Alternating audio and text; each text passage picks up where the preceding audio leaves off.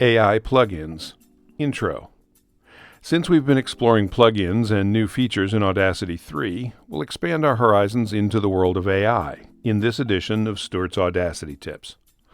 Everybody's talking about AI, artificial intelligence, it seems. Join the party and send us along to friends and colleagues. In my recent article on Audacity 3.7.4, I mentioned that one of the new features in that version was support for OpenVino AI-based plugins on Mac. These plugins have been available to Windows users for a while, and I thought their availability for Mac users was a good time to dig into the topic a bit. What the heck are AI plugins anyway? Without going into too much mind-numbing detail, I'll talk a little bit about what AI is and why it's important even for audio editing. Simply put, AI is an approach to data processing that examines a large collection of examples in order to draw conclusions. This is why you'll hear mention of LLMs in conversations about AI. LLM is short for Large Language Model, one of the technical approaches in common use for AI processing today.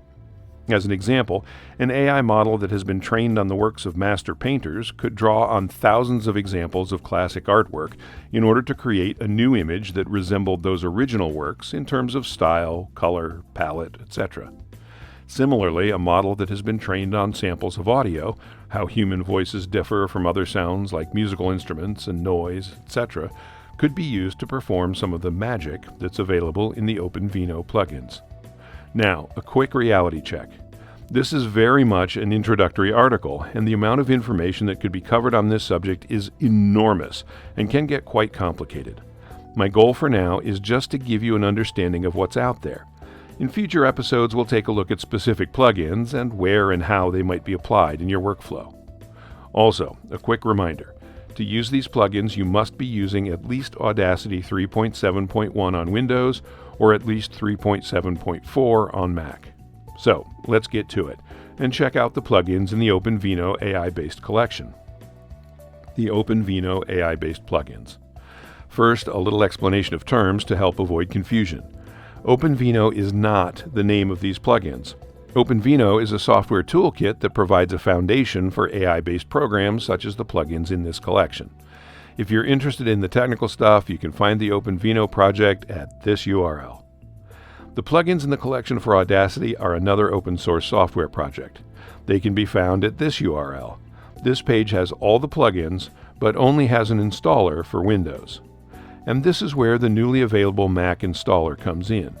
The OpenVino AI-based plugins for Audacity were developed in part by Intel, so a Windows installer was a natural implementation.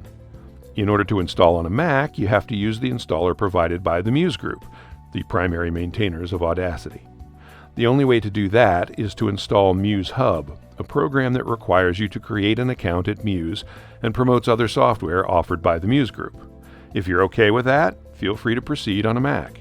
If you'd rather tinker with the plugins on your own, I suggest using a Windows machine and using the installer found at this URL. The plugins. Okay, I've gotten the caveats out of the way. Let's take a look at what these plugins actually have to offer. Plugins for VOs. The most likely to interest VOs are noise suppression, which reduces background noise in a recording. It does not require a noise sample prior to application. Super resolution upsamples a recording to a higher resolution or bit rate. This could be useful for rescuing something accidentally recorded at the wrong resolution.